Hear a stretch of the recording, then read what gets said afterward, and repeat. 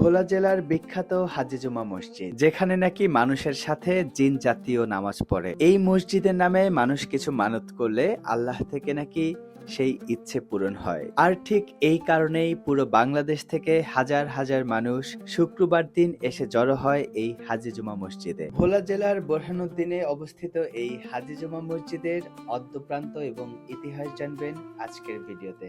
এই মসজিদটিকে হাজী জুমা মসজিদ নামে সবাই চিনলেও এই মসজিদের আসল নাম হচ্ছে সিরাজউদ্দিন হাজী জামে মসজিদ। শুক্রবার দিন এই মসজিদের সামনে আসলে হাজার হাজার মানুষের সমাগমই আপনাকে বুঝিয়ে দিবে এই মসজিদটি একদমই ভিন্ন রকমের একটা মসজিদ। কেউ আসে শুধুমাত্র জুমার নামাজ পড়ার জন্য, কেউ আসে নতুন কিছু মানত করার জন্য, আর কেউ আসে গাড়ি ভরে মানতকৃত ফিরনি অথবা টাকা দেওয়ার জন্য। আমরাও এই সুস্বাদু ফিরনির ভাগ কোনোভাবেই মিস করতে পারলাম না।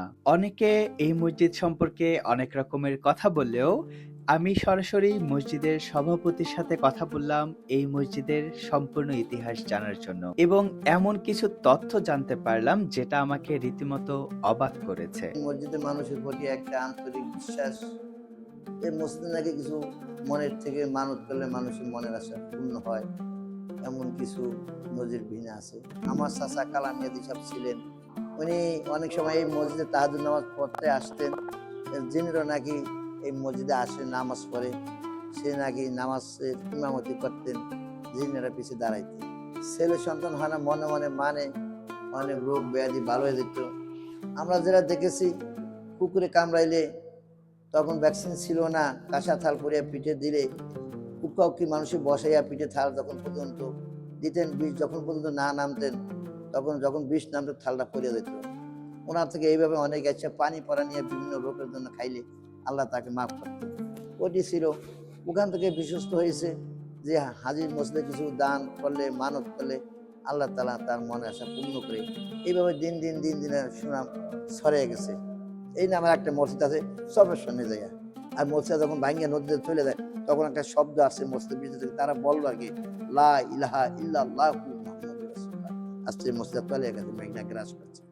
এই মসজিদে মানত করলে আসলেই কবুল হয় কিনা আমি সেটা জানি না, তবে এই মসজিদে নামাজ পড়লে যে আপনি একটা পরিপূর্ণ আত্মিক শান্তি পাবেন সেটা আমি আপনাকে হলফ করে বলতে পারি।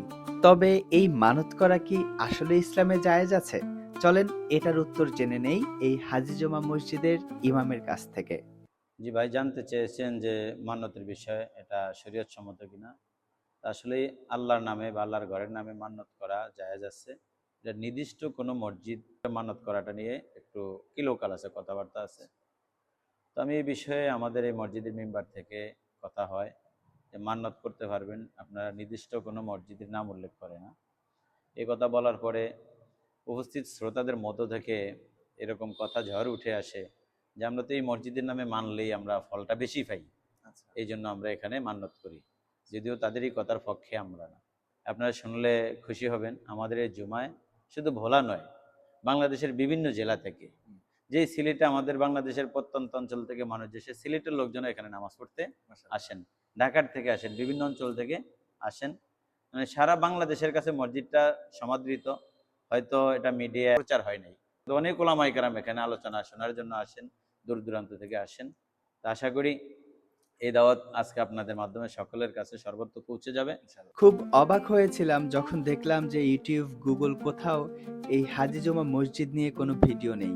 তাই ভোলার সন্তান হিসাবে আমি চিন্তা করলাম যে একটা ডকুমেন্টারি ভিডিও বানিয়ে ফেলা যাক।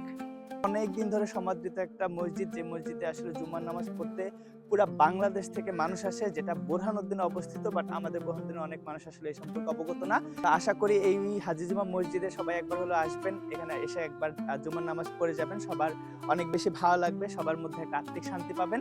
সবাই ভালো থাকবেন, সুস্থ থাকবেন, সবাইকে ভালো রাখবেন। আসসালামু আলাইকুম।